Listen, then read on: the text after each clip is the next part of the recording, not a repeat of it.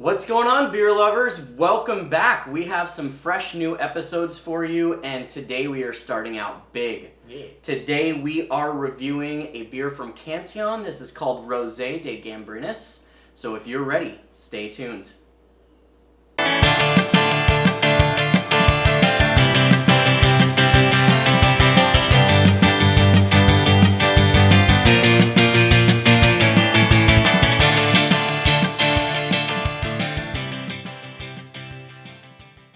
Welcome back to another episode, beer lovers. I'm Jeff. And I'm Jacob.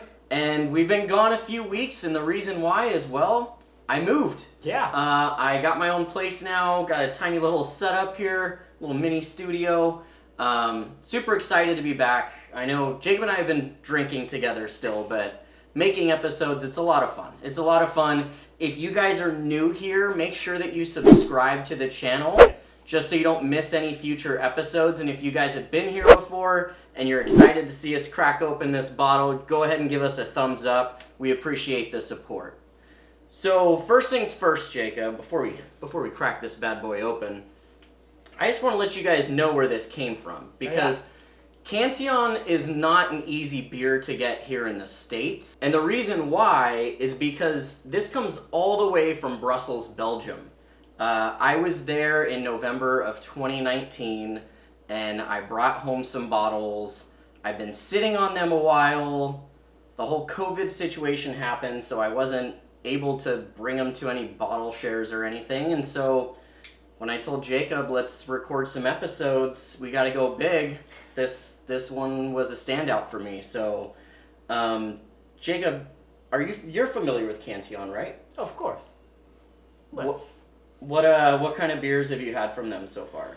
I mean, I've had their regular Lambic a couple times. Oh man, I've had a few of their fruited things. I may have had this once. It was definitely an older bottle. This is a fresher one, so I'm excited to kind of see how that goes. I've had their creek. I had a nice little tradition of actually having a creek with the same friend. Just finding different creeks, and we just will always have them together. And the Cantillon one was one of them, and it was delicious. So this is, of course, it'd be very weird if we didn't enjoy it. However, I'm very curious to see how it holds up against other fruited sours we've had before, because we do that a lot. Yeah.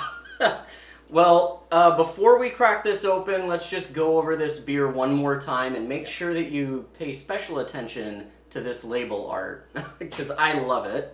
Again, this is Rosé de Gambrinus. This is a 5% Lambic that's been aged 2 years, raspberries added, 5% ABV.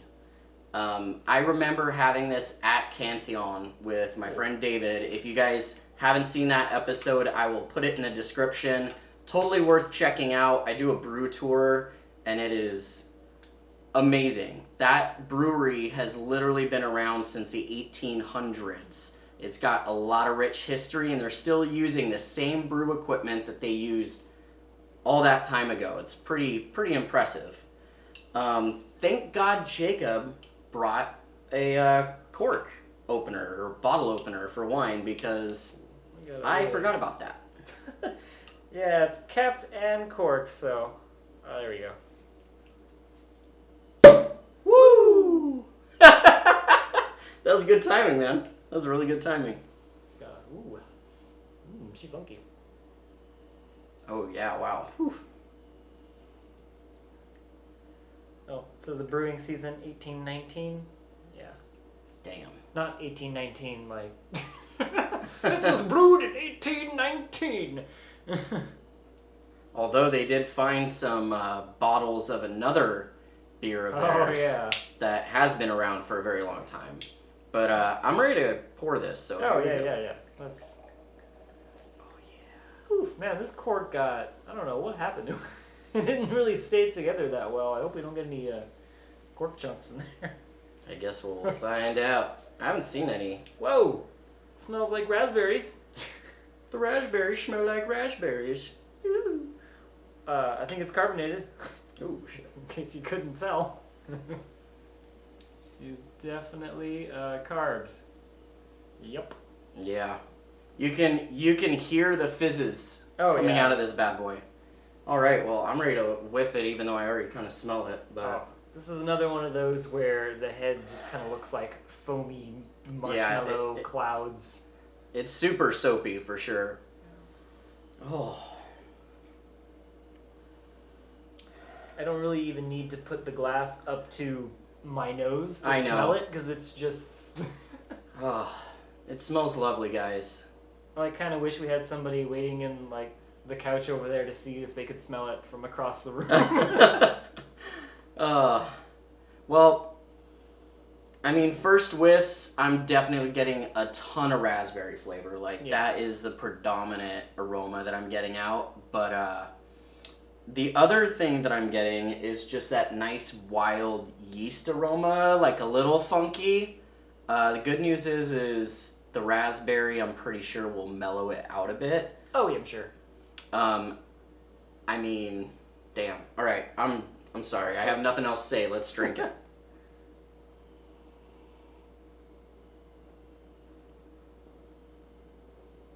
Ooh.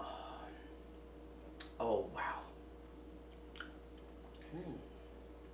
Ooh, it's nice and sharp. Tartness, very crisp, bright. Obviously, it's bright. Sometimes when I have fruited sours that have like a darker fruit in them, raspberries or like black cherries or something like that, I tend to think it makes the golden sour or goose taste almost like a sour stout or like a sour, like something on the darker side, a sour brown. This isn't quite doing that. I'm a little surprised. It still is a bit on the lighter, like goose side of things, as opposed to like a sour brown with fruit in it. Yeah, it's not overwhelming. Like, that flavor is really like light and bright. You're getting some tartness from not just the fruit, but also the acidity in the beer itself from that yeast. It's it's good. It's kind of scary good though, because I feel like if I drank a bottle of this myself, I would probably have a stomach ache just from all the acidity. But it tastes good enough to where I would actually probably try to do that.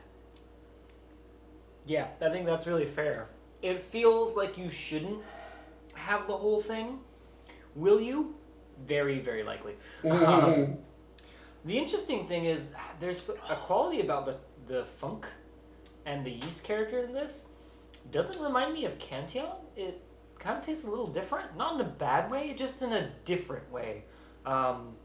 Maybe the last beer I'm remembering is just a normal Lambic. And I feel like that has such a particular flavor. Pronounced yeast character. Yeah, it's such a, like, yep, that's Cantillon funk.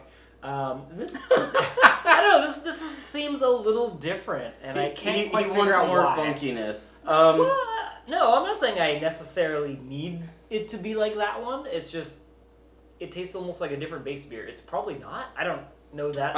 Actually, it just says that they aged their 2-year-old Lambic.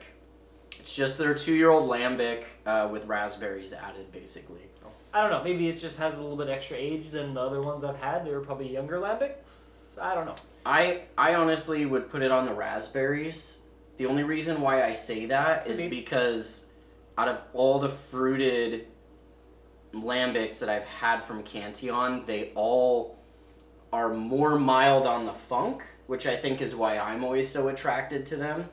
That's one of the reasons why I took this one home, is because I was like, if I can share this with somebody that's not familiar with Cantillon or like is apprehensive about it, like, this is a really good beer to like get somebody introduced.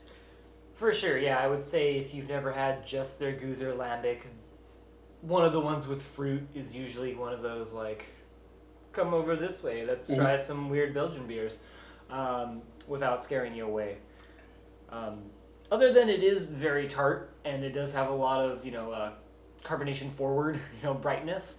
But if you don't mind those things, if you like that kind of high, sparkly kind of effervescence, and you like that sharp tartness, then you're going to like this. But funk is always something that we kind of have to mention, because some people like it and some people do not. but I would say there's enough complexity going on that I don't know. I think, Either side would enjoy it, I think. yeah. I mean, if you're trying to reach for like a funky sour beer, I would say that this probably shouldn't be at the top of your list. But if you want something funky, easy to drink, not overwhelming, you plan on sharing with somebody, this is the way to go. I don't know, man. I feel like on a hot summer day, I would sit out and I was actually happily drink a lot of this. I was actually thinking I'm disappointed in myself for not coming hours earlier because it was a really nice day out today. Mm-hmm. There was a slight breeze, the sky was blue, and it just felt like this on like a porch is kind of where it's at. Primo. If you can just get a fucking rocking chair or something. I don't know. I don't have a rocking chair. I don't either. But I feel like no one watching this has a rocking chair either. But if you do, this is your rocking chair beer. There you go, guys. You heard it here first from Jacob. This is your rocking chair beer. Certified rocking chair beer. So, damn, this was a really good beer. Yeah. You think you would buy it again? I would, yeah, definitely. Well, guys, that's going to do it here today for our review of Rosé de Gambrinus from Cantillon in Brussels, Belgium. If you guys enjoyed this episode, give us a thumbs up. Share with your friends. If you haven't already, subscribe to the channel. We appreciate the support, and it's what keeps us coming back, man. So help us out. Give us some love. Share the fellow beer love with your other beer friends, especially during this time when none of us can really go out and party the way we want. I hope you're sitting on your couch with a beer cracked open and you're drinking with us. So thanks again for watching, and we'll see you next time on Let's Have Some Beer. Cheers. Boop. This Imperial Stout is aged in a single vanilla extract bourbon barrel for 40 months and further conditioned on Mexican vanilla beans at a rate of 1.5 pounds per 10 gallons. It's over 3 vanilla beans per bottle. If that does not get your panties wet, then I don't know what else will.